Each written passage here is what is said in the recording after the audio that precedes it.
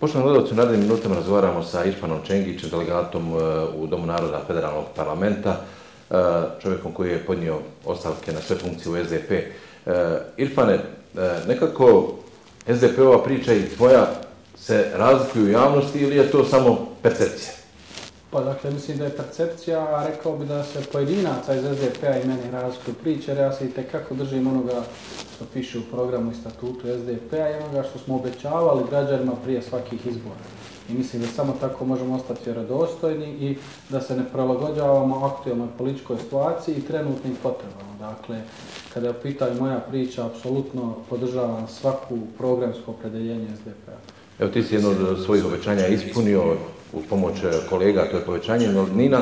Da ne pričam o tome, ali kako se je desilo da u parlamentu bude napisan tekst koji nije takav usvojen? Oni su upisali cifru, a ne prosječnu platu.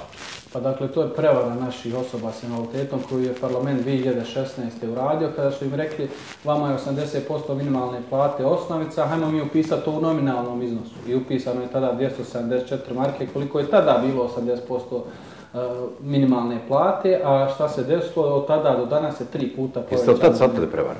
Pa tada nisam bio u parlamentu, dakle ja sam shvatio prevaru odmah čim su me organizacije osoba s invaliditetom upoznale s tim i odmah sam krenuo da mijenjamo taj zakon. Evo, godinu dana je trajalo i imali smo sreće da ja budem izabran u Dom naroda.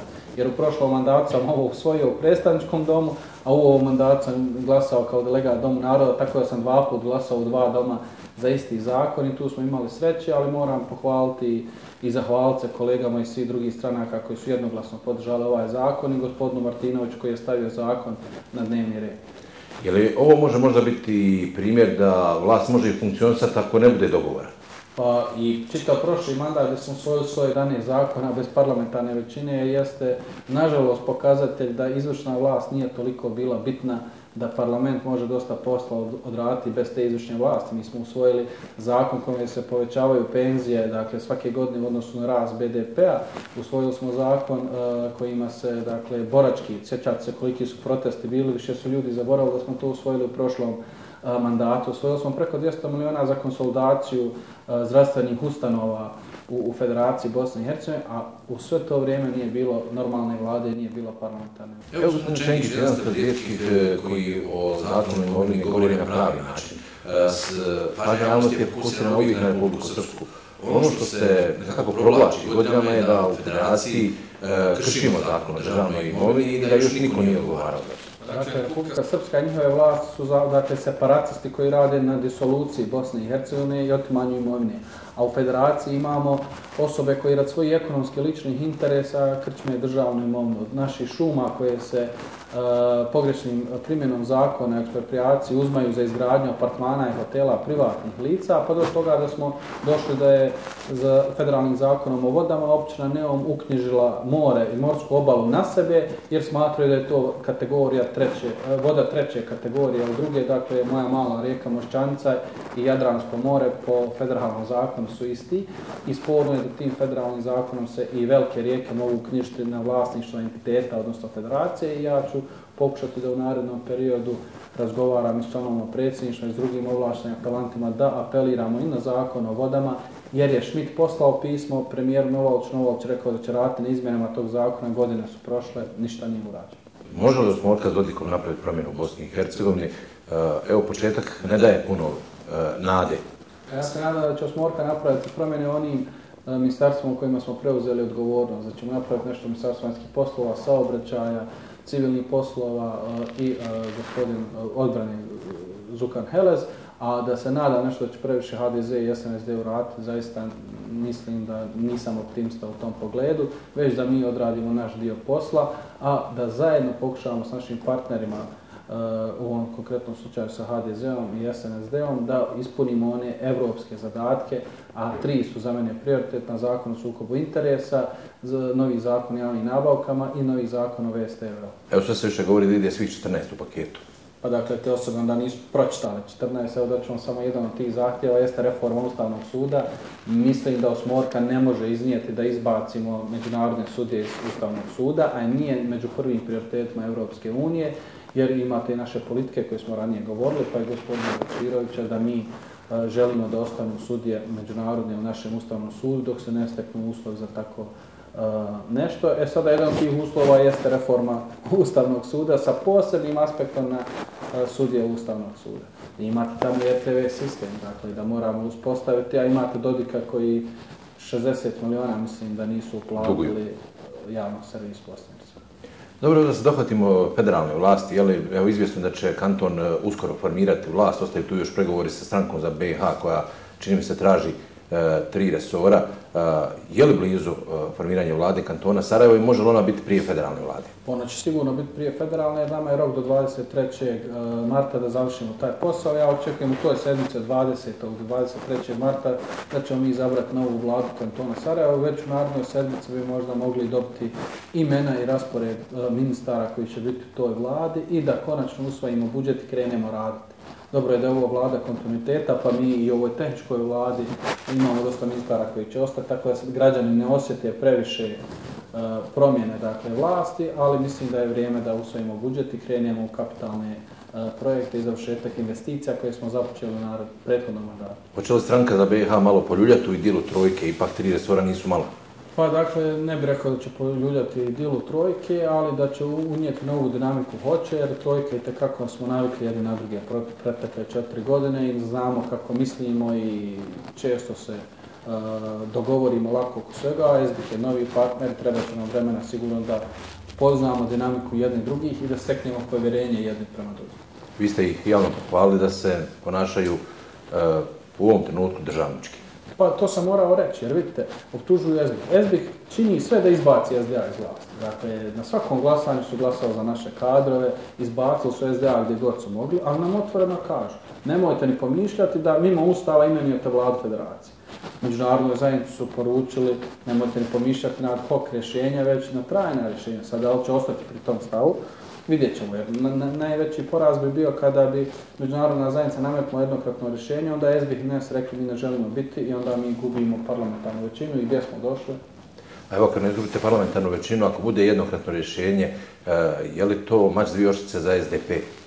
Pa, apsolutno, ali prije svega moramo vidjeti šta znači jednokratno rješenje i kako će to rješenje izgledati, ali smatram da dugoročno težimo ka građanskoj Bosni i Hercegovini i zato nam treba dugoročno rješenje koje će omogućiti da nijedan klub više nikada ne može ništa blokirati.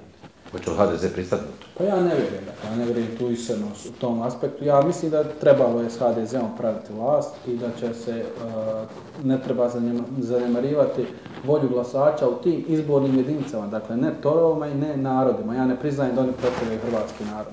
Dakle, niko ne predstavlja narod, oni su izabrani na tajnim izborima od strane građana u nekoliko izbornih jedinica gdje su dominantno stvarili pobjedu. I smatram da ne treba te dijelove Bosne i Hercegovine zapostavljati. Ali ja niti jednoj stranci ne priznajem nikakav legitimitet da predstavlja bilo koji narod.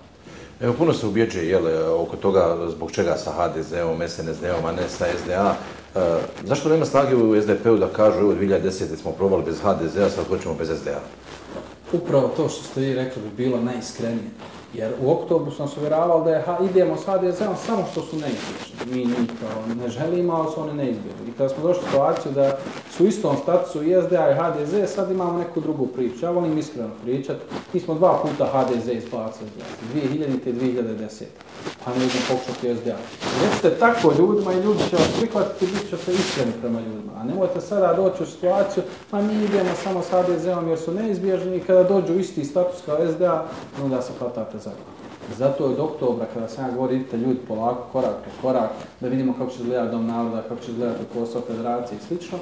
Trebalo ste im tada govoriti isto. Mi želimo da pokušamo da formiramo vladu s HDZ-om, da jednom je SDA ode u opoziciji, da malo odmore jedan mandat u opoziciji, možda se reformišu, a ne vi kažete neizbježni su, a onda dođe i SDA u istu situaciju. Dobro, bili su i oni malo u opoziciji i bili su dobra opozicija.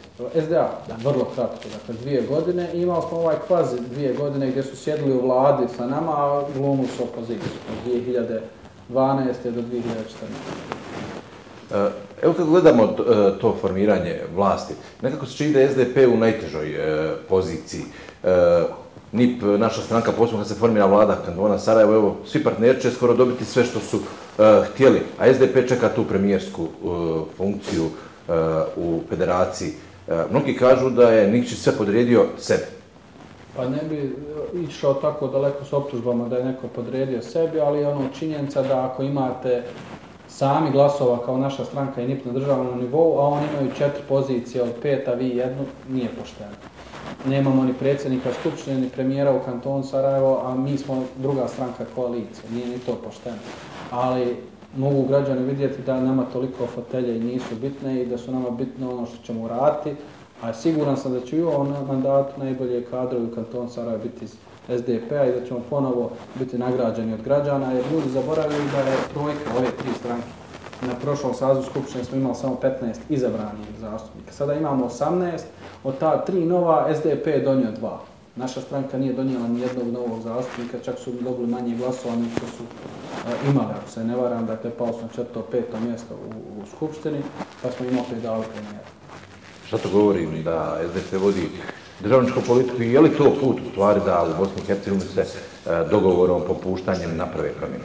Pa nisam baš siguran, mislim da drugi su samo bolji pregovarači i da znaju šta žele. Bilo je vrlo zanimljiva vaša rasprava sa Begićem na Twitteru.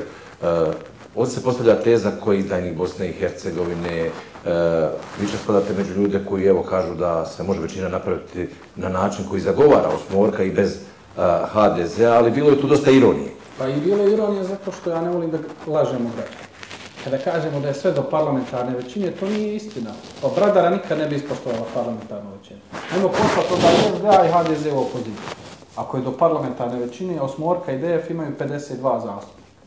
Ajmo poslati jedne i druge u opoziciju. Ali ne možemo zato što znamo da to Bradara neće potpisati. Ja sam to sad samo Bradara, mislim, evo priča se intervencija visokog predstavnika. Pa ne bi ni on intervencao da nam omogući da izbacimo. Jel to znači da stranci čuvaju HDZ? Pa HDZ u konkretnom slučaju dugoročno su sačuvali SDA. Jer da nisu mijenjali, danas bi mi imali već vladu bez SDA. Da su ostala ista izborna pravila, mi bi imali 1/3 delegata u klubu Bošnjaka, Hrvata i Srba, danas bi već imali vladu federacije da Šmit nije rekao. Evo da se ne trošimo puno, vi ste rekli da su samo 3 puta, da ih ne ponavljamo. Očekujete li brzo formiranje vlade federacije? Pa ja očekujem da će u narednih 30 dana biti formirana vlada, ona će biti imenovana. Šta to znači? Znači da će Lidija Bradara potpisati vladu sa premijerom i 16 ministara, Stojanović će potpisati tu vladu, Lendo neće i onda neće moći ići na potvrdu u parlament. Tu nastupa tek blokada, sve ovo do sada nije bilo blokada, nego sporo vođeni procesi i tada će ili biti izmijenjen Ustav federacije u parlamentu, intervencija OHR-a za koju smatram da treba biti dugoročna, ili će se napraviti novi politički dogovor, tu je milijardu opcija šta može tu biti slučaj. Čak bismo mogli doći u situaciju da imamo intervenciju OHR-a i onda da mi izgubimo parlamentarnu većinu ako ta intervencija OHR-a ne bude spretna, precizna i dugotrajna. Imalo je SDP onih koji bi išli u koaliciju sa SDA? Pa za sada u ovim svim razgovorima nisam nijednu takvu osobu upoznao, bez obzira koliko u javnosti neki da zavujišu javnost. Dakle, zaista nisam upoznao niti jednu osobu koja je na organima rekla da mi trebamo praviti koaliciju sa SDA. Evo imamo priču u Republici Srpskoj koja je probudila bila nadu i kod povratnika i kod dijaspore i onda vrlo brzo se pretvorila u razočarenje. SDP i SDA su pokazali da se može napraviti državna priča, ali evo zbog kasnije podjele funkcija federacije to se raspalo. I je li pokret za državu mogao biti nešto što se moglo prenijeti u federaciju? Pa dakle, ne znam za prenošenje federaciju, ali ja sam njima išao i pomagao u kampanji, jer zaista vjerujem u taj pokret za državu i mislim da se trebaju konsolidovati na lokalnim izborima ponovo nastupiti zajedno, jer pogubno je da dijelimo probosansko biračko tijelo u manjem entitetu. Ali evo to biračko tijelo u manjem entitetu trpi ono što dešava u federaciji. I mislim da nekako ljudi iz federacije nemaju uopšte osjećaj šta se dešava u Republici Srpskoj. Nemaju osjećaj, imate ljude u federaciji koji vole pričati u Republici Srpskoj, a nikada ne idu tamo. Političare prije svega i imate političare... Evo među njih spada i Denis Bečirević. Pa ne bi se mogao složiti. Rijetko je bio u Republici Srpskoj. Pa zavisi na kojim pozicijama i gdje. Dakle, na kojim... Rijetko voli otići. Često je u Srebrenici. Njegova prva posjeta je bila Srebrenici i Bratuncu sa Nanom Fatom gdje su i obično memorijalni centar i slično. Tako da veći je problem ljudi koji... Zašto ovo pitam? Imamo našu stranku koja priča o građanskoj opciji, ali nema svoje odbore u Republici Srpskoj. Nema ni poštanski pretinac u RS-u, a ne odbornik ili nešto tako. Ali još veći su problem isto ljudi koji uzmaju poziciju u RS-u, a žive u federaciji. I onda sole pamet tim ljudima tamo, a stanovi su im na Malti, u Tuzli i slično, to nije dobro za povrat. Zašto se SDP ne fokusira na dijasporu? Pa mislim da smo se fokusirali, pogotovo tu puno radio Vojin Mijatović, ali i dijaspora ima svoje ograničenje i kapacitete, jer mi u dijaspori dolazimo sve do druge i treće generacije, dakle naše dijaspore koja nije toliko više zagrijana za domovom Bosnu i Hercegovinu, jer su ta djeca rođena i odrasla u tim sistemima i oni jednostavno imaju više ni želje toliko da se registruju i glasaju i imate jednu kategoriju dijaspore koja je pobjegla glavom bez obzira od ovih političara nas u Bosni i Hercegovini, ne možete očekivati od te generacije dijaspore da zapravo žele... Ali da se ne lažem, SDA bolje stoji tamo na kraju krajeva i pokriti državu su iznijeli džemati. Pa ne bi se složilo s baš džemati iznijeli, već organizacija Pokreta za državu i ono što se radilo po dijaspori. Je li SDP odustao od državne politike? Nema vas, evo, zahvaljujući Vojinu Mijatoviću i toj organizaciji Banja Luke, postojite u Republici Srpskoj. Šta je sa dijelovima koji su većinski hrvatski? Pa vidite, dakle, mi imamo dole zastupnika Ivana Bobana iz Gruda i 2 vijećnika u Grudama. Ako pogledate sa hrvatske strane granice u Republici Hrvatskoj, od Gruda, pa mislim gore do Makarske SDP Hrvatske nema nijednog vijećnika. Što dovoljno govori da ti regioni nisu toliko opredjeljeni za socijaldemokrati. Mi imamo vladu u Livanskom kantonu gdje smo sa jednog zastupnika narasli na 2, gdje žao mi je što Jugo Brdar nije izabran u Državni dom naroda ispred hrvatskog naroda, jer bi na taj način bi pokazalo da cijenimo osobe u Livanskom kantonu koji su za socijaldemokratiju i građansku Bosnu i Hercegovinu, jer je mnogo teže tamo biti Hrvati, podržavati građansku BiH, nego sa Marin Dvora podržavati građansku BiH. Dobro, dohvatili smo se SDP-a. Vi ste rekli da neće biti kandidat za predsjednika. Zašto, ako imate veliku podršku građana i hoćete li iznevjeriti? Pa neću, dakle, ja sam dobio veliku podršku građana da ih zastupam u parlamentu i Skupštini kantona Sarajevo. Dakle, imam najviše glasova u oba doma parlamenta federacije i svih 10 kantonalnih skupština. I ja ću to povjerenje koje imam od građana, ne samo od članova SDP-a, jer je puno više glasača SDP-a od članova, potruditi se da ih ne iznevjerim tamo gdje ih zastupam. Evo, već imam usvojene zakone, iako se još vlast nije ni formirala. A smatram da još uvijek nisam spreman voditi jednu političku stranku na nivou predsjednika i mislim da ima spremniji ljudi od mene u ovome trenutku, bez obzira koliko ja podršku... Evo, bili ste vrlo konkretni, vaš favorit je Denis Bečirović. Pa dakle, mislim, ako vodite državu, ako već 10 godina, 20, imate najviše glasova na svakim izborima, i parlamentarnim, i predsjedničkim, mislim da bi dobar bio kandidat da vodi i SDP. Ja ne znam da li on to želi, nikada nismo razgovarali od toga, ne znam ni hoće li biti izbori, ni kad će biti izbori, ali znam da ja se neću kandidovati, jer ako ikada se budem kandidovao za tu poziciju nekada u daljoj budućnosti, ja želim da tada SDP zaista bude najjača stranka, ono što je bio 2010. Da li bi podržali Vojina Mijatovića ili nekoga ko ne dolazi iz bošnjačkog korpusa i je li vrijeme da SDP dobije predsjednika koji nije Bošnjak? Pa dakle, ja sam i rekao, moj favorit je gospodin Denis Bečirović, ukoliko on odluči da se ne kandiduje, apsolutno bi volio podržati ljude poput Vojina Mijatovića i iz drugih naroda, ljude, jer smatram da što više trebamo imati raznolikosti u našem rukovodstvu stranke i zato sam uvijek podržavao i kolegu Ivana Bobana i kolegicu Lanu Prlić i Jelenu Pekić u Sarajevu i smatram da takve kadrove trebamo im davati priliku, podršku i medijski prostor. Niste mi odgovorili, je li SDP spreman prihvatiti nekoga na čelu iz drugog naroda? Vi ste imali to negativno iskustvo sa Bogićem Bogićevićem, da se ne lažemo, i napustili ste sve funkcije u SDP-u zbog toga. Pa da, i danas sam u kontaktu s tim čovjekom, to je najviše što sam ponosan da nakon svega toga ja mogu nazvati gospodina Bogića, da se možemo vidjeti, popiti kafu i slično. I to je moja satisfakcija iz tog perioda. Neko je morao preuzeti odgovornost, ja nisam bio tu kriv i imao puno čega reći što ne govorim. Je li SDP kriv?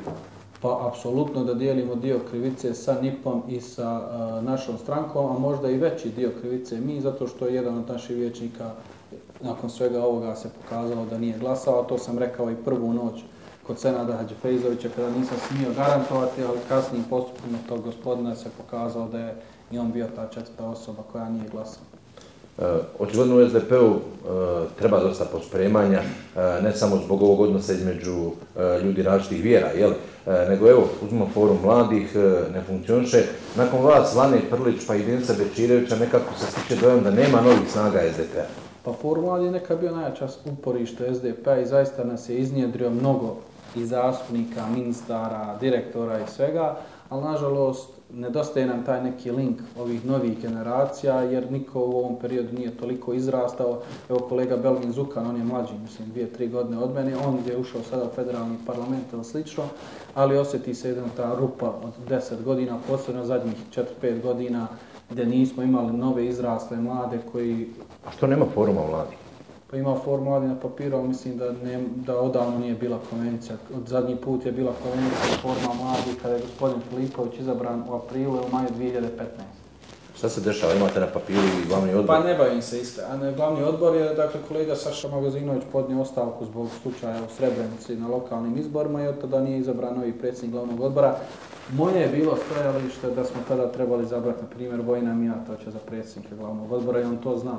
I njemu sam razgovarao i mislim da bi tada pokazali upravo ono što ste vi govorili kada bi Vojin Mijatović iz Banja Luke bio predsjednik glavnog odbora SDP-a zadnje 2 godine. Mislim da je puno ta institucija bila ozbiljnija, da bi joj vratio dignitet, a i da bi puno ljepšu poruku poslali od toga što je Vojin sada jeste jedan od potpredsjednika, a potpredsjednika ima 6. Puno bi već značajnije bilo da je tada, kada je Saša Magazinović podnio ostavku, izabran Vojin Mijatović za predsjednika glavnog odbora i on zna da sam ga ja zaista u tome podržavao. Evo, neću reći da optužujete, ali upozoravate da se u SDP odluke donose mimo statuta i pravilnika.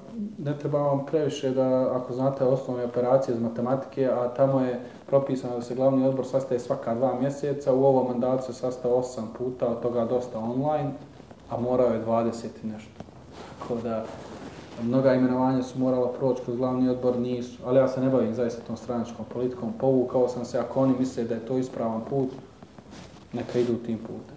Ali nažalost to sve birači vide i zato jesmo izgubili 15-20 hiljada glasova u odnosu na prošle izbore opće 2018. na 2022.